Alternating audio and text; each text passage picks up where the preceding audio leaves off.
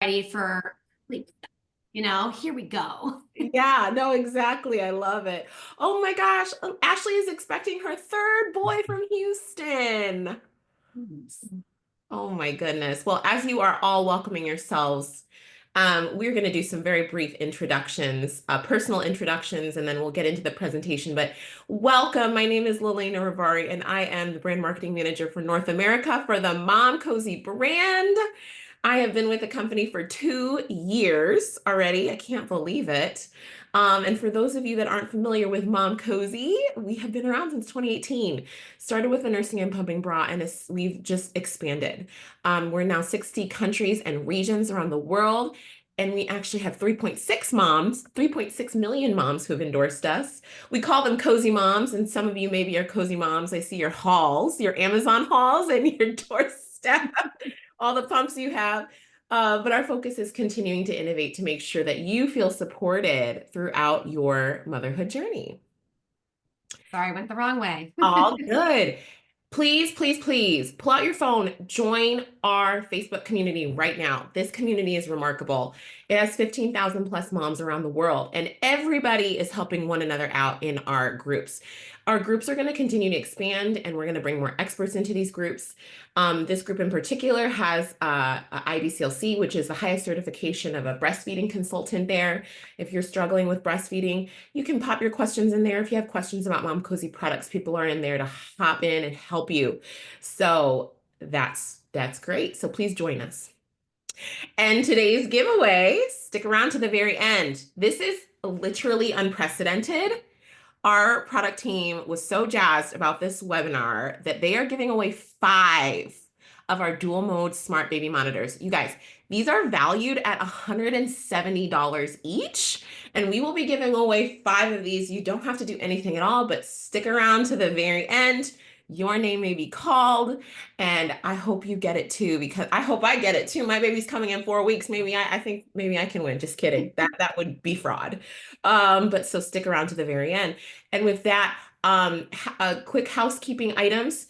Today, if you have any questions, you're going to have questions throughout this presentation. Please do not put them in the chat. Put them in the Q&A. And Nicole will be managing that, but I'm going to pass it along to Emily to introduce herself and Nicole. Yeah, I'm going to introduce the NAPS nurses. Thank you so much for having us here. I know some of you have probably been to our previous webinars, whether it was in last year's series or this year's series, or last week. We had a great webinar with Dr. Alexandra DeGrotto. So welcome back if you're returning, and if it's your first time, we're so happy to have you. My name is Emily Silver. I am a family nurse practitioner. I was a former labor and delivery nurse. Now I take care of moms and babies and families in pregnancy and when they're postpartum. I am also an IBCLC, and I'm a mom to 3 girls, which I think is very relevant when I'm talking about sleep, because every baby is different, and all 3 of my girls were very different. So I have the professional experience and the personal experience. I'll tell you more about naps, and I'm going to give a wave to Nicole, who's also here in the chat. Nicole, want to just give a quick hello and your background, because Nicole is going to be answering all of your questions while I am teaching. Yes. Hi, everyone. Thanks for having me. I'm happy to be here with you all, and congratulations to everybody. Really exciting to see where all of you guys are coming from and where you're at in your journey. I'm one of the nurses that works for NAPS. I work full time, and I am also an IBCLC. I have a former background as a pediatric dietitian, working at Boston Children's Hospital, but a lot of my work now is spent doing webinars like this, working in the homes, helping parents through their feeding journey and sleeping journey. And so I'll be in the chat. I also have 2 little girls of my own, so I have that personal experience as well. So Yeah. happy to be here. Yeah. And we'll give you some NAPS resources throughout the presentation, and more so at the end, especially if you're expecting or for when your baby is here. We do take insurance, so you may be able to work with us for free. But before I dive in, what I just want you to know about NAPS that I think is important when you're attending education with us is that everyone who works and teaches at NAPS is a registered nurse or a nurse practitioner. We are all medical experts, and we bring in other experts, like you met our doctor of pelvic floor physical therapy last week. So you're always going to be served up high quality information and education. We will comment on what we know through research, what we don't know through research. We want to help you get all of the information so that you can navigate your options in the parenting space and decide what you want to do for your family that feels best for you. And we will always come at you from a place of no judgment. And I want you to have options, especially in the sleep space. If you go on Google right now and Google sleep, you are going to find 1 million books and ways, and they're not all wrong. There's a lot of different ways of doing things in parenting, and we just need to find what's right for you. So, really excited to talk to you today about sleep. I'm going to take you through a progression of our newborns into the babies and how things changes in sleep. And we will save time to also answer some questions live at the end. A lot of you are expecting, a lot of you are home with a newborn right now. And so let's talk about some of those golden rules. When I think about newborns, I like to bucket it for parents to help your brains. And when I think about a newborn, I'm thinking about a baby in the first 12 weeks of life. What do you need to know as a parent who's having a baby or bringing a newborn home in the first 12 weeks of life? I want to keep it really simple. There's not an aggressive schedule here. The routine is to feed your baby and to not let them get overtired. I'm going to break this down a little more for you, but I want to put it that simply in that you're feeding your baby. We're going to not let them get overtired because your baby is in the 4th trimester. And we know this through research. They are still growing and developing, and they have a lot of needs that need to be met. And so we are just focusing on those 2 things. I'm going to make sure you're eating. I'm going to make sure you don't get overtired. I'm going to help you fall asleep. We're going to talk about sleep and safe sleep today. I am pointing this out because I know from parents that I've worked with in the last 15 years that there's a lot of pressure out there in the sleep space. There's a lot of pressure to have the perfect bedtime and the perfect routine right away. And I promise that's coming with your babies as they get older and they develop and they change. But with our newborns in the first 12 weeks, you're not making or breaking any bad habits. I want you to keep it as simple as feeding your baby, not letting them get overtired. What do I mean by this? Let's talk about sleep and feeding patterns for newborns. Okay. Obviously, there's caveats with feeding. Some of you may be breastfeeding, you may be pumping, you may be bottle feeding, you may be doing all of the things. So these are just some averages here, but it's pretty common that babies are eating, newborns are eating about every 2 to 3 hours during the day. We often say to feed your baby every 3 to 4 hours at night. And where that comes from, the thought of like getting those calories in at night in the beginning, is that all of your babies are born at a certain birth weight. And before you get discharged and go home from the hospital, they will have lost a little bit of that birth weight. We actually anticipate that. We expect that. Babies have 2 weeks to regain their birth weight.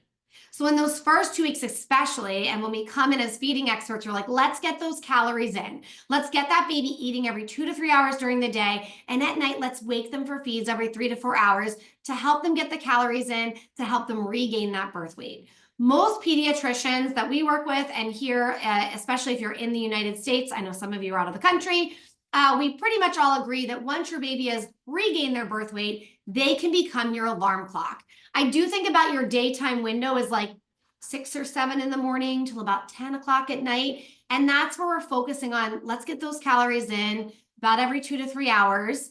And then at night, we'll feed baby when baby wakes up to eat. And that's very on demand. Now, when I say don't let your baby get overtired, what do I mean? Newborns are able to tolerate being awake for about 30 to 60 to 90 minutes. Tell us in the chat if you've ever had an overtired baby. We've all been there. It happens. And what that is that they had that feed. They've had this awake window. Maybe they burped. Maybe we changed their diaper. Maybe we fed them again. Maybe they had a little awake time. And then all of a sudden, they start to get fussy and tired. And they're crying again. Sometimes we're not sure. We're like, are they still hungry? But most of the time, if they've had this awake window, they're tired. And they need our help to fall asleep. They don't know what to do. And that's where we're going to talk a little bit about swaddling and soothing as we go. So when parents come to me and they want a schedule or a routine for a newborn, I'm not rigid, right? I'm not saying you have to do this and you have to do that and these are the times. I'm saying, let's get the feeds in every 2 to 3 hours. Watch the awake windows, okay? That includes a feed, by the way. And when your baby's been awake for about that 60 to 90 minutes, let's move in on sleep and help that baby fall asleep. Knowing that naps for newborns all over the place in the first 12 weeks. And you can tell me in the chat, usually when we put our babies down in their crib or their bassinet for the nap in these early weeks, they take the shorter nap, maybe 20 minutes or a half an hour, and then they're up again. If they're still tired, we may pick them up and they may fall back to sleep on us during the day. And they may take a long nap, 1 or 2 hours. A lot of times parents will come to me and say, well, when I wear my baby in the carrier or when I go for a walk outside on a beautiful day, my baby will take like a really big long nap. And that's okay. We're going to talk about safe sleep and putting our babies down at night especially. But during the day, you may find that the naps kind of vary, and let's just embrace it. That's okay. That's very normal. If you feel like your baby has short nap after short nap, then maybe you say, all right, we're going to get in that stroller. It's a beautiful day. We're going to go take a big long walk to help that baby bank some sleep up. And those are the kinds of things that you can be paying attention to. I want to talk about safe sleep. And so these recommendations, I'm going to talk about safe sleep so you can understand the recommendations, you can understand where they come from. In particular, when we're talking about SIDS, which is where a lot of our research comes from and where a lot of the recommendations come out of. And that is when, and SIDS is sudden infant death syndrome. That's when a baby stops breathing in their sleep, sometimes from unknown causes, sometimes from suffocation. So back in our back to sleep movement, back in the 80s and the 90s, when we looked at these SIDS cases or suffocations, we said, let's start looking at babies in these cases and what can we find in the research that we know can help reduce this risk. And what came out of that is a lot of what you hopefully know in your readings is that we are putting babies down in a space that has nothing in it. So we're taking a crib or a bassinet, we're putting them down on a firm mattress with just a fitted sheet. No bumpers, no blankets, no pillows, no loose bedding. We don't want them to turn or to have anything that could get in their airway. We are always placing a baby on their back to sleep, not their stomach. If you ask your parents or their parents, they probably put babies on their stomach. But now we put babies on their back. I always use a baby monitor. And so I do, obviously, I think it's so, thank you, Momcozy, for giving away baby monitors today. Because, and we can talk about room sharing if they come up in the questions, but at some point in your journey, babies may be in your room, and at some point you're going to move them out of your room or into their own space, or maybe they're just taking a nap in their crib and you're going to go take a shower, throw some laundry in. Having the ability on these monitors now to be able to see your baby, and they're so good, this monitor, like you can actually see them on their back in their crib, you can see their chest rising, you can hear them, all right? So we're putting them down on their back in that safe place. And should you like to use a pacifier, you may. When it comes to feeding, and I'm not going to go too far into this, but it used to be, they used to tell parents to not use a pacifier. It may interfere with breastfeeding. We have newer research that shows that a pacifier does not interfere with a breastfeeding experience. So should you like to use a pacifier right out of the gates, you may. And in fact, the research when it comes to SIDS shows that pacifiers may be linked into a lower reduction for the risk of SIDS. So let's talk about the 5 S's for sleep. If you've ever tried tell me in the chat, like you've had a baby and they're fussing and you're like trying everything that you can to get them to calm down. Like they had that feed, they had their awake window, and now they're getting fussy. We're trying to get them to sleep. Just going to pause for a second. Tell me in the chat the things that you use to make it work. Okay. All the things. What are we trying? We're trying everything, right? Okay. So swaddling. Let's talk about swaddling. There's a lot of swaddles on the market. I just have a regular blanket with me today. But when I told you your babies are in the 4th trimester, okay, they need a lot. They want to be soothed. They want to be comforted. And so when we get them in a nice tight bundle, it helps them to feel secure. It mimics the feeling of the womb. And then also it helps with their startle reflex. I don't know if anyone's heard of a startle reflex, but that develops around 12 weeks of age. And that's when you put your baby down and they might do a big startle. They kind of throw themselves and it scares them. So the swaddle can prevent that as well. So when I think about back and telling you about that routine, feeding your baby, not letting them get overtired and helping them fall asleep, when I have a baby that's had a really nice feed and they've been awake for a little bit, my next move is I'm getting them into a swaddle. Okay, you can use a blanket, you can use Velcro zippers, whatever you want. And this comes from research. Dr. Harvey Karp is a famous pediatrician who studied babies in the 4th trimester, who studied these reflexes and these soothing mechanisms. And we teach these in really all of the hospitals in the United States too, this safe sleep and these 5 S's, because they're very effective, which is we're swaddling our baby. They're tired now, they're fussing. Now, when we put them down for sleep, we're gonna put them on their back. But if you have a baby that's really crying and they're overtired, getting them on their side. So I'm standing in my living room, right? And I will take a baby and I can hold them in on their side this way, or I might turn them out this way, or I might get them onto their side a little bit in my arm. So now they're swaddled, I have them on their side. I may swing them or bounce them. If you have your labor ball from labor, you can sit on that. And then shushing them. These are all things that mimic inside the womb. And then that's where sound machines come in, okay? Because you might shh your baby, and now they fall asleep and you want to put them down. That's where we're using white noise. So we're putting our baby down on their back, in their bassinet or crib, and you do not have to use white noise, but what we know through research is that white noise can be very helpful and effective in promoting really good sleep when used appropriately. And the Momcozy sound machine is great for this. And it's giving that sound of the shushing or the white noise or the fan to help promote really great sleep for your baby. And, you know, if a door slams or a dog barks, that startle reflex, right? So we're using shushing, and you'll see if you Google Dr. Harvey Karp and the 5 S's, you'll see when he's holding babies, he's getting really close to their ear. And what he's doing is he's matching how loud that baby is crying with the tone of the shushing. And as that baby calms down, the shushing gets lower. And the final S is sucking, okay? That can be offering a pacifier. That could be offering a finger. That could be that your baby's still rooting and maybe now we're putting them back on the breast, or we're giving them that other ounce if they're still like seeming like they need to eat. But these are all of the things that you're going to try to put together. Now you may use all of these things to soothe your baby, or you may just find that a few of them work for you. And then, I know I said it again, but I'm going to say it one more time. Now my baby is in this tight swaddle. They've fallen asleep.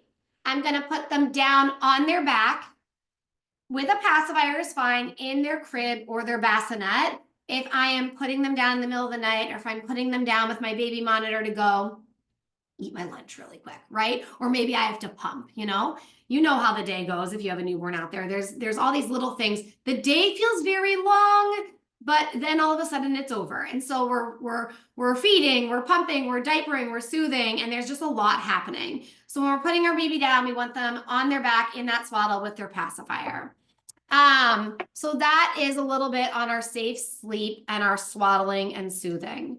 So let's get back to some hot tips for your newborns, right? Because I'm trying to get these newborns to shift with you in these 12 weeks to get you into a space where they're trending in the right direction for sleep. Meaning newborns, they're nocturnal. When they first come out and they're born, they're wide awake at night. When you are expecting a baby and they're in your belly, and this is where a lot of the 5 S's come from, they're super scrunched up and cozy, which is why they like being swaddled. They love sucking, so they're sucking their hands or their fingers or their umbilical cord. The womb is turbulent.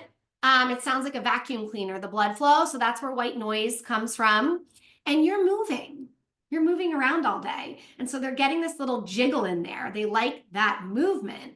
And so all day long, you're moving around, you're working, you're doing your things. And around 9 or 10 o'clock at night, if any of you, I know a lot of you are in the 37-week stretch out there. You told me at the beginning of this, but you finally lay down at the end of the day, 9 or 10 o'clock at night, and bam, baby's up. Little Tasmanian devil, right? Super active, super active. And at this time of night, that's when maternal blood sugar is declining, which actually also contributes to fetal movement. And so no surprise here, when your baby is born, parents come to Nicole and I in the first week or two and they say, My baby's really sleepy all day. I'm waking them up for feeds. I'm getting the calories in. I'm making sure they get that good sleep. And around 1 in the morning, they're wide awake and they're staring at me. And it's because they're a little bit nocturnal. So how do we flip this switch? And these are other little tips in the first 12 weeks to trend you in a good sleep direction. We're focusing on the daytime hours. Don't get too hung up on the nighttime hours or else you'll go a little crazy, right? We're focusing on the daytime hours where you have that control between 6 or 7 in the morning until about 10 o'clock at night. Let's get calories in. They say never wake a sleeping baby. Have you heard this? Never wake a sleeping baby? It's not true for newborns. I want babies up during the day and eating and getting calories in so that they're not looking for calories eventually in the middle of the night. All right, so I'm not worried that if this baby sleeps too long on me, that they're gonna have had too much sleep right now and then they're gonna be wide awake at night. Sleep begets sleep. Like we want really good quality sleep for babies. But if this baby sleeps 3 or 4 hours and I don't wake them for the feed, they've missed calories, okay? And they're probably gonna look for it somewhere else and it might be at 2 in the morning. So if you fed your baby around 12 o'clock at noon and we're getting around 3 p.m., that's a good example where I would unswaddle a newborn, change their diaper, get them up for a feed to get the calories in. And then if they want to fall right back to sleep, no problem, or we're going to help them fall back to sleep. More calories during the day in the first 12 weeks is going to help that baby start to get longer stretches at night. And as I already said, once your baby is past their birth weight, you can check with your pediatrician and they will likely agree that your baby can now be your alarm clock. When I think about newborns and overnight sleep, especially when I think about how I use a baby monitor and a white noise machine, this is where it really comes into play for me, is that babies are very noisy, active sleepers. Statistically speaking, the peak of gas and fuss in a newborn is 6 to 8 weeks of age. So there's not a lot happening in the first few weeks. They're pretty quiet.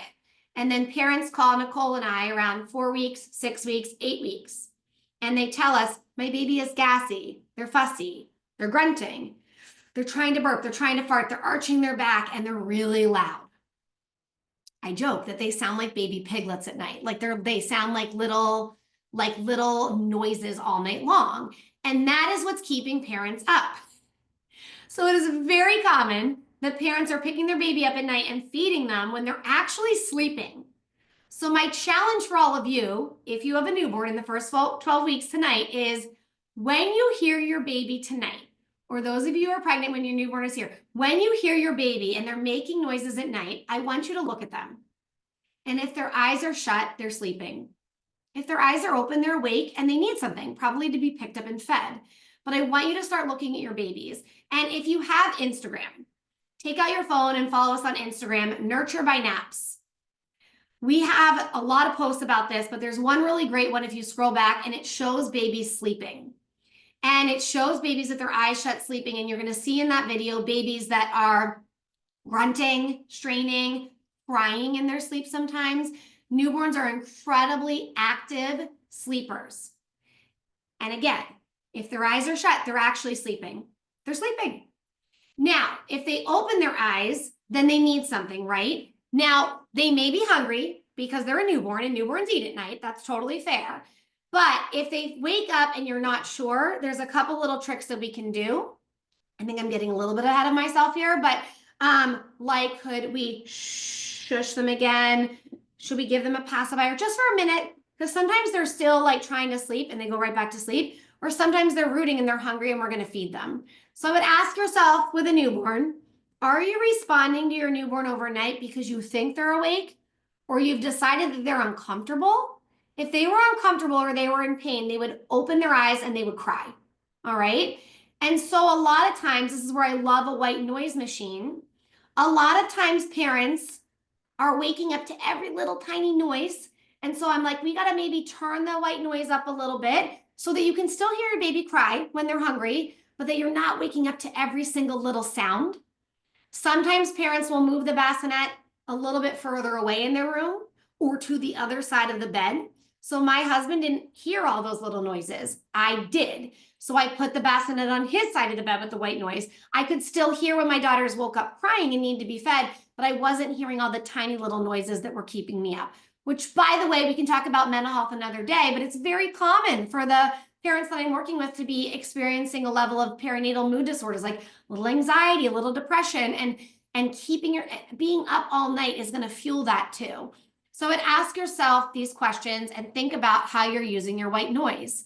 One quick comment on the baby monitor piece is that we do have parents who move their babies out of their room, especially if they're suffering from anxiety or depression and they're not sleeping well, because their baby is keeping them up at night, but their baby is sleeping. And that's where having a really great, high quality, reliable monitor can come into play. Because if you wake up at night and you want to check on your baby, you can see them really well right there on that monitor and you can hear them. I want to give you a couple more quick tips before we move into our older babies, which is that I told you babies are loud and they're grunting and they're making noises. But they are eventually going to wake up for feeds overnight. That's very reasonable. Newborns eat in the middle of the night, often 3 times, usually around 10 and maybe 1 or 4, let's call it. But when we are getting like 6 weeks and beyond, we're going to try to like decrease that stimulation. They were nocturnal. We're trying to get more calories in. We're trying to encourage them to sleep really well at night, knowing that they will need some calories. But what are little tips and tricks that we can do to decrease that stimulation to help keep them sleepy at night and know that it's night?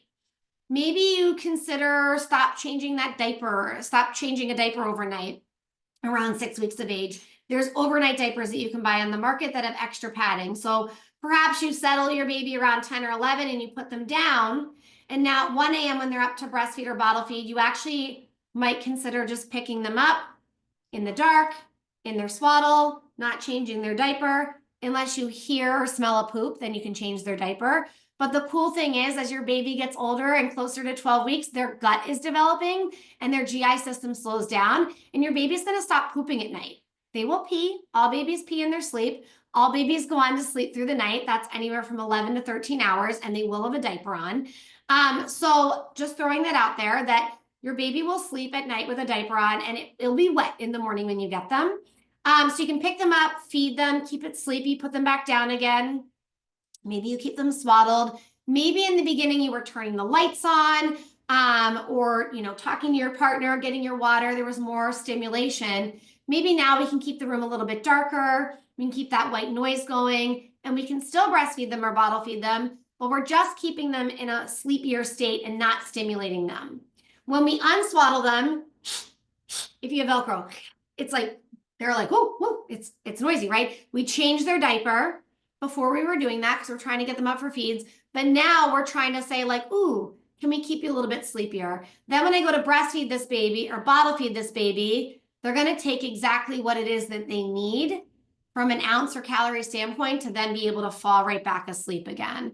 And that's how we let them continue to eat at night, because that's appropriate, but we maybe shift what they're getting based on just exactly what it is that they need as they increase calories during the day and slowly taper them away at night. So my final tip for you out there with newborns to stretch those feeds overnight as they're getting a little bit older and closer to 12 weeks is, we've established that if your baby is being noisy, you're going to look and see if their eyes are open. If their eyes are shut, they're sleeping. If their eyes are open, they need something, right? Before, let's call it 6 to 12 weeks, before you jump to feed them, and I'm not saying don't feed them, I'm just saying before you jump to feed them, could you wait a few minutes just to see? Could they figure it out? Because sometimes babies wake up, they're active sleepers, and they come out of a light sleep and they're awake, but they might go back to sleep again. Could you wait a few minutes to see if they go back to sleep? Could you walk over to their bassinet under their crib and just put a little pressure on their chest and go, shh? Or maybe you go, shh, give them a pacifier just for a minute, just to see. Because if they're actually just still tired and they woke up and they're trying to fall back asleep, then they're going to fall back to sleep right now. If they're hungry, they're going to be rooting and they're not going to go back to sleep in that minute or two. And then we're going to pick them up, we're going to feed them, and then we're going to put them back down again. These tiny little tips and tricks, calories during the day. Are their eyes open or not? Can we decrease stimulation at night now? Can we keep it dark? Can we keep the white noise going? Can we wait to feed them to see if they're really hungry? A few minutes. Those 4 tips are life-changing for parents at naps. Like, Parents who go and try those will always come back to us and tell us like what an impact it had. So I encourage you to think about if one of them feels like a good idea for you and if you want to try something. Now, let's talk about sleep progressions because I understand that we're really hitting it hard on newborns for those of you who are expecting or who have a newborn, but many of you might have babies that are not newborns anymore. And what's so exciting about sleep is that like anything in parenting, phases and things that we go through with our babies or kids are temporary, right? And so the first 12 weeks when they can feel really hard with newborn sleep, it's temporary. Your baby is going to grow, they're going to change, they're going to develop. All of your babies and kids will go on to sleep through the night. What is sleeping through the night? Sleeping through the night is going to bed around the same time every night. We're going to talk about bedtime and bedtime routines, but they're going to bed earlier, and they're able to sleep through the night until morning, 11, 12, 13 hours without needing a feed. And if that baby wakes up in the middle of the night, they're able to put themselves back to sleep. That's what sleeping through the night means. When will babies do that? All across the board. I have babies around 9 to 12 weeks that just do that. We have babies at 3 months, 4 months, 5 months. We have older babies that maybe still have a feed overnight. Every baby is going to look a little bit different. And then it becomes our job at NAPS to help you and talk to you about what's working for your family. Is what you're doing working and you want to leave it alone? Great. Is it not working because you're back at work or because you have more feeds now than you did before and you're having a hard time? It's not sustainable, whatever's going on. Let's talk. Let's make a plan that feels good for you. But what I want everyone to know is that things are temporary in parenting, even when they feel really hard, and sleep can feel really hard, especially when you're tired. But there's always a plan to be had. There's always a tip or a trick to make it a little bit better if you want to try. Around 12 to 16 weeks, babies change. It's so awesome. They switch from newborn sleep cycles to adult sleep cycles. They all of a sudden like are getting tired earlier on. And when that newborn that was settling at 10 or 11 o'clock at night, finally settling for you, they all of a sudden are ready to settle earlier. They naturally do that. They back that bedtime down earlier and they want to go to bed earlier. They start to sleep longer stretches at night, maybe even through the night. All right.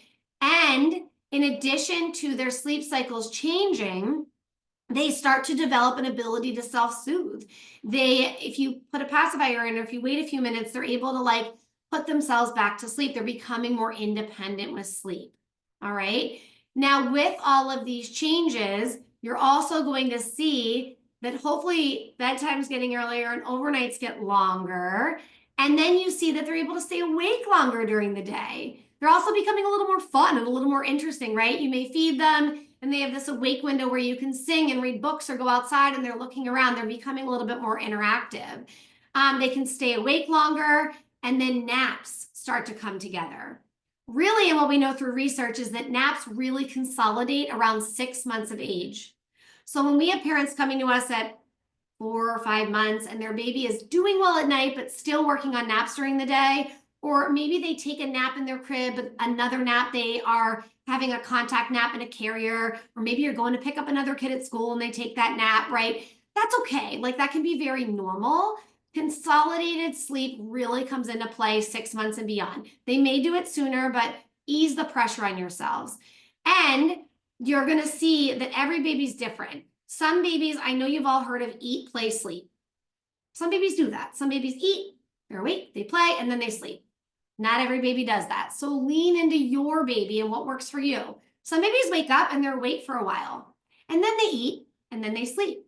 Some babies eat, they eat, they play, they eat, they sleep, right? So I really want you to be leaning into your own baby and knowing that they're all a little bit different, and that is okay too.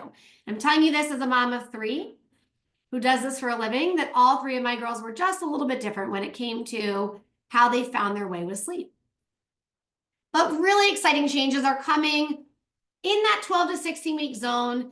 And so when I think about bedtimes and bedtime routines, in the first 12 weeks, I am telling parents to not worry about that, to not stress about that. It's very common that these newborns, they need a lot, they want to be held a lot, they want to be warm, they want to be bounced, especially in the evening. If you've ever had, you can tell me, the witching hours, the cluster feeding, and they finally settle late. But I promise you, the day will come where they're ready to go to bed a little bit earlier, And that is the day where you can start to think about what you would like to do for a bedtime routine. Now, I separate it as winding down versus your bedtime routine. What do I mean by this? A bedtime routine, let's start there. I want it to be simple, straightforward, to the point for parents, something that you can easily do every night, that anyone can do anywhere. All right. So I could do it, but if I'm not home tonight, my husband or my partner could do it. If I travel to visit my mom in another state, I can replicate it at her house or in a hotel room. These are just the simple, tiny things that you do every night. And your baby now at this older age is starting to think, oh, I get it. It's bedtime. So for me, for my girls, that would be swaddling them or putting them in their sleep sack if their arm's free now because they're rolling, turning the lights off, turning the sound machine on, putting them in their crib, and maybe saying the same thing. It's bedtime, good night, I love you, or singing the same one line of a song. All right. That's the bedtime routine, short and sweet. When I travel and I put up a pack and play, I can put my baby down in their sleep suit with the white noise machine that I brought with me, with the baby monitor that I also brought in case I want to leave the room and go do something else, right? But I can turn the lights off, I can get it dark, I can get the white noise, I can replicate the bedtime routine. Versus winding down. Winding down are things that you can do every night, should you like, but you don't have to. This is some kind of like transitional period where you're just like, you're winding that evening down before we move into the final feed and bedtime, right? And so that might be doing a bath. That might be lotion or a baby massage and putting pajamas on, reading books, singing songs. So you're welcome to do these things every night or not every night based on how your evening is going. A bath does not have to be a part of your bedtime routine. It doesn't have to be. Every parent will be different. My kids, I gave them a bath every night before bed because they love the water. It was a great way to break the evening up. And then we would do pajamas and go up and do our simple bedtime routine versus Jamie, my business partner, when her kids were younger, they would have a bath maybe 2 nights a week, right? When they really needed it. It doesn't have to be a part of the bedtime routine. So think about right now a few things. One, are you home with a newborn and you're trying to make them have a bedtime routine and they're just not really ready yet and we need to let it go? 2, do you have an older baby in the 3 to 4 month zone that is actually trying to go to bed earlier now? Are they calling out that bedtime, usually between 6 and 8 p.m.? And what do you want to do as you're winding down, like your things that you might do here and there each night, versus what can you pick to be in your bedtime routine that are short, sweet, and simple, but also very effective to help your baby realize, oh, it's bedtime. I want to comment on some ranges here just to help you before we come back out and take some live questions in knowing that there might be older babies here, you maybe have more than one kid, and knowing that sleep is a progression. So I think it can be really helpful to just look at the picture here of ages and stages with our awake windows and our naps or sleep cycles. So our 0 to 3 months, like our newborns, again, I said it kind of ranged. They can tolerate being awake for shorter amounts of time, and then all of a sudden they need to sleep. And now we're getting older. Our 3 to 5 month old babies are more active. They're staying awake longer, maybe about 1 to 2 hours during the day before they need to sleep. Getting a little bit older, they can stay awake a little bit older. Getting into our toddler years, you're going to see this progression. In conjunction with babies getting those bigger awake windows, you also will see that their nap schedule is changing. All right. So as your baby gets older, they're going to drop their naps. And really, I feel like this routine or this thought of like my baby gets up at the same time every day and they nap at the same time every day, that is also coming with the older babies. 4 to 5 months, you're still having a lot of naps, right? So babies in that zone are often on 4 naps, but they're eventually somewhere in that window going to push themselves to 3 naps a day. All right. When we get into the 6 to 9 month zone for babies, they tend to drop from 3 naps to 2 naps. That can feel really good, by the way. As a mom of 3, like I feel like finally when my kids were on the 2 nap schedule, I started to feel like, okay, they get up around the same time every day. They take that first nap at 9, that second nap around 1, and they go to bed around 7 and they sleep through the night. Like you really start to feel like you're coming into this really like nice place. And then we get into our older babies, our toddlers, older babies and toddlers, where they'll drop from 2 naps to 1 nap, and then 1 nap to no naps, which is a very, very sad day. We all like never want that nap to go away, but eventually your baby, your toddler will be awake and have quiet time. So a little bit of progressions here for you. I want to comment on this really quickly and I'll hop back off. But I am so glad you're bringing this up because I, like all of you probably on this webinar, we really struggled and with sleep because I knew nothing about the wake windows and I knew nothing about how many naps, especially a newborn, needed. And my child was chronically tired. I was trying to keep her up at 3 months for 2 hours. So anyways, Emily, thank you. I just had to note that in here. This is really important. You guys make sure to screenshot these ones. For sure. And think of it this way too. I am here to give you ranges. Every baby will be different, and I never want you to force a schedule. But what I can tell you with certainty is if you're trying to keep a baby awake to get to a nap or awake to get to a bedtime, or you're afraid to put them to bed too early because you want them to sleep through the night, an overtired baby is very challenging. And sleep begets sleep. So often when I have babies that are crying out a lot at night or having an early morning wake up, or taking short naps during the day, they're overtired. And so if you talk to us at NAPS, we're looking at not just sleep, we're looking at feeding and calories, like everything about your family and your routine, but often hitting an earlier bedtime or dropping a feed at night that's still there so they can get more calories during the day, or dropping a nap. Or maybe there's just light coming in your room, right? Like every now and then I'll have a parent that has a baby getting up at 5 in the morning and we don't know why. And we realize that the shades aren't tightly pulled and there's a beam of light coming through. And that's enough to stimulate your baby's brain and get those the melatonin levels are low and they're like, bing, I'm awake for the day. So you never know what we're going to find. But like I said before, everything is temporary. And when sleep feels hard, it is a phase. And if you ever feel like you quickly got off the tracks of sleep and you're like, whoa, like I thought we were in a good place and now we're not, it's just as quickly as we can get you back on track again. All right. So just please be kind to yourselves and use these as ranges to help you figure out what works for your baby and your family. Now, we're going to come out and take live questions, but before I do that, I want you to have some NAPS resources. First, I told you all at the beginning that we do take insurance and you may be covered for free visits with us prenatally or postpartum. So the way to check that is to scan this QR code right now and enter your information, including your insurance, just to see if you're in our network. If you're in our network and you are pregnant, we can talk about feeding plans, how to pick a breast pump, what you need to know about the hospital and your hospital stay when it comes to feeding and preparing for birth.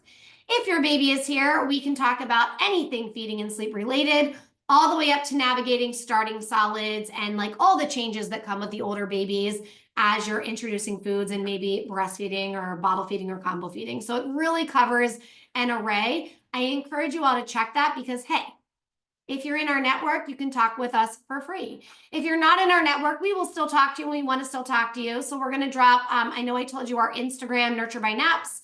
I'll also drop our website in the chat as well. You can book calls with us. You can look at our membership. We have a ton of resources. We did want to give you all a gift during this series. If you were here last week, I told you about it. I'm going to tell you about it again. Nicole, who's here in the chat on the Q&A answering your questions, offers for NAPS a monthly infant and child CPR with first aid class for NAPS. It's every month. It's online, so you can take it from anywhere. It is live, so you can ask Nicole questions. It's usually $125. And for being here today, coming to a live event with Momcozy, we wanted to thank you and give you a really special offer. We are offering that class to you for $25. I'll put the link in the chat for you to sign up. It's every month, so you can easily find a class for your family. And the code Momcozy CPR is going to make it $25 for you when you check out. So we're going to do some live questions, and then we are going to get into our giveaways. And I saved us a little extra time today because sleep is loaded questions and topics, and I know we're going to need to get through a lot. Nicole has been answering she's Oh, answering Nicole. questions. So if Mhm. you have a question, put it in there now. We're just going to answer probably 3 questions and get moving to the giveaway. Perfect. I love it. Lena asked, we shouldn't wake up a newborn at night to feed him unless he wakes up on his own. Could you talk a little bit more about the feed wake at night? Yeah, let's clarify that. So when I started in the beginning, and I'm going to say it again, all of your babies will lose a little bit of weight after delivery, and it's very important that we get that birth weight back up. It's also really important that if you're breastfeeding, you learn how to breastfeed and you bring your milk supply in, or maybe you're pumping, maybe you're bottle feeding. It doesn't matter. Everyone's learning how to feed. So in those early weeks, yes, you are waking your baby up at night for feeds if they're not waking up for you. All right.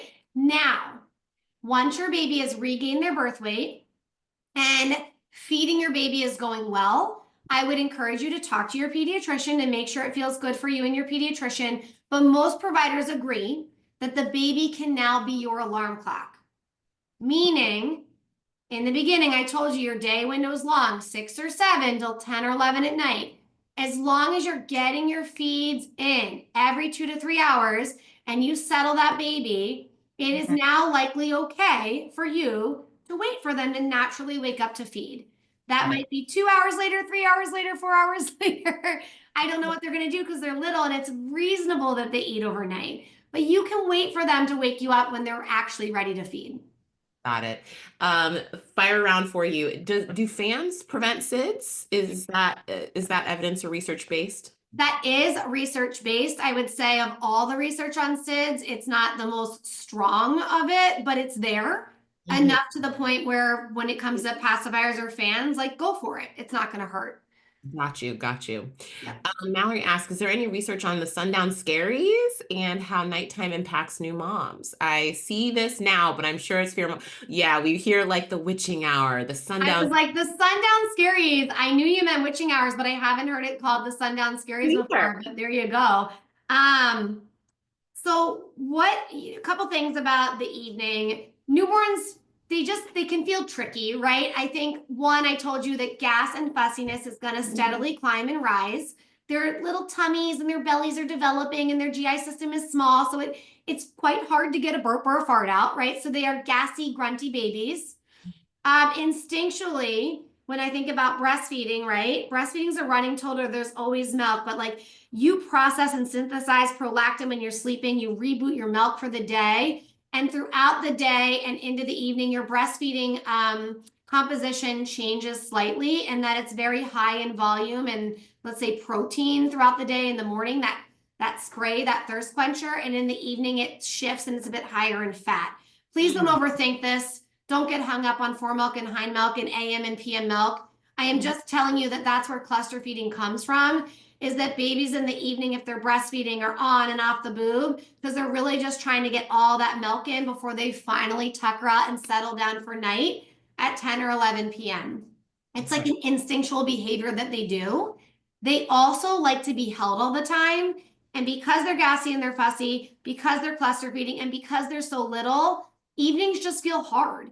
And evenings are when your partner gets home from work, the TV might be on, you're cooking dinner. If you have toddlers at home, like it's very stimulating and that can contribute to evenings feeling hard. So I encourage you all with newborns to get a really good baby carrier. I do a lot of baby wearing in the evening, especially when I had 2 or 3 kids because I needed my arms. And because they want that movement, they want those 5 S's that we talked about. Yeah, absolutely. Yeah. And Nicole is answering Jessica's question in the chat. So I'm going to go to Maria. When should I stop swaddling my baby? What if they wake up every time their arms are free? Thank you for asking this. I almost put it in, but I didn't want to have too much information in one class for you all.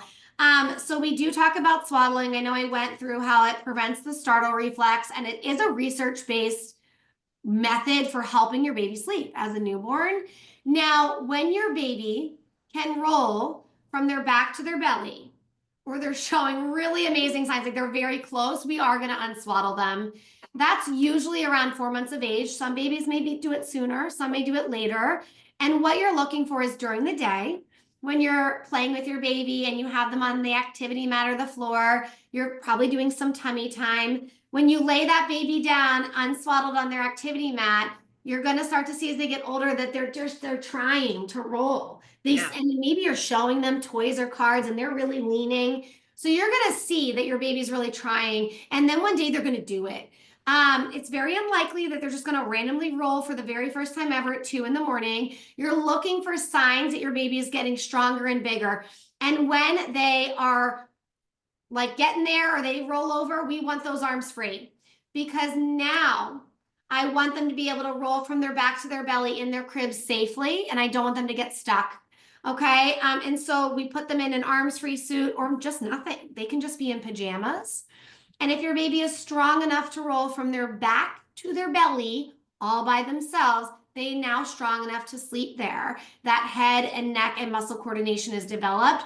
And the next milestone that they'll soon get days to weeks later is getting from their belly to their back. So that's a bit of a sleep transition for many parents that you go through. And then eventually, I promise you, your baby will be rolling up, down, and all around the crib. They're just all over the place for sleep. It goes fast. It's so funny because I freaked out when my daughter like rolled on her stomach and I was like, yeah, it's unsettling, right? Because here we are, we're talking about Thanks. safe sleep. Like we know through research, we want your baby, we want to get them in that swaddle because they startle, and and I like a swaddle with Velcro because it keeps loose fabric from the face. And we're getting them Momcozy, we're putting them on their back. They have their pacifier. They're not moving much though. They're just startling.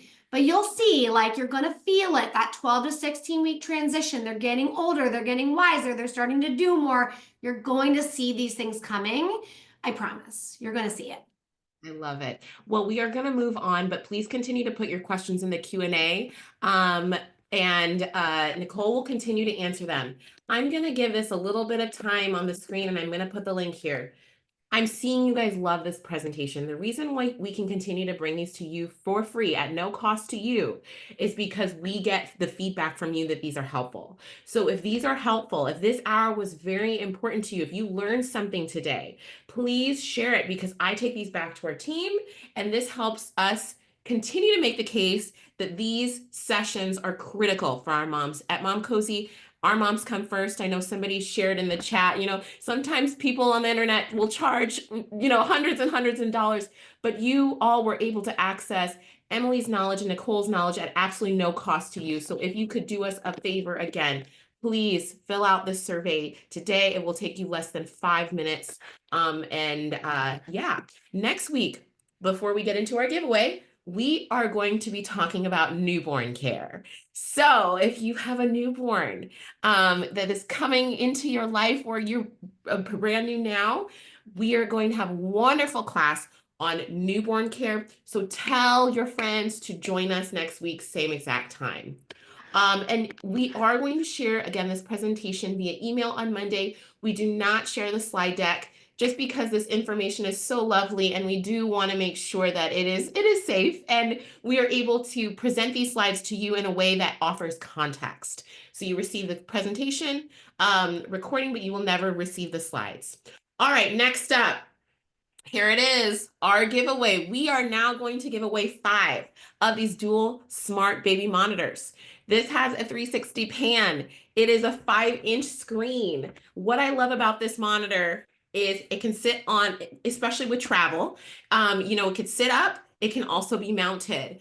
And so I'm about to have multiples too, and so I can pan around the room to see what the toddler is up to whenever they start sharing a room together. All right, how it goes is I am just going to call out 5 names. You have to type here in the chat, okay? If we don't see that you're here, we're going to move on to the next name. So please be paying attention. And moms, look out if you hear the name, see the name. If your name is called, email me at mcp@momcozy.com, your first, last name, address, and your phone number. Good luck. Closing my eyes. Here we go. The first name is Yoseline Lopez. Yoseline, are you with us? Yoseline. She's here. All right. Email us at mcp@momcozy.com. Next up, going to the top of the list and stop. We're going to Isis Gomez. Isis Gomez, are you with us today? Isis is here. All right. Moving on to lucky number 3. And stop. We are at Samantha Benoit. Benoit. Samantha, she's here. Okay, Emily, the moms are a little faster this round with the baby You are carrier. very fast, but also I just want to say you're all saying the kindest things about the presentation before we got into this, and just thank you. It's really nice. Thank you. Emily is amazing. I'm gonna put the satisfaction survey here. Make sure to fill that out while we're doing this. Thank you. Thank you. All right, the third person is Adriana Tart. Adriana Tart. Are you with us, Adriana? She's here. Okay. And the last monitor is gonna go to stop. Mital Rathod. Mital Rathod, Rathod. Mital, are you with us? She is here. All right, with that, we will see you all next time. Be on the lookout in your emails, and you do get 15% on this baby monitor, as well as the dreamy DreamSync sound machine with the code WebinarQ1. Everybody, have a wonderful day, and we'll see you next week. Thanks, everyone. Have a great weekend. See you next week. Bye. Bye.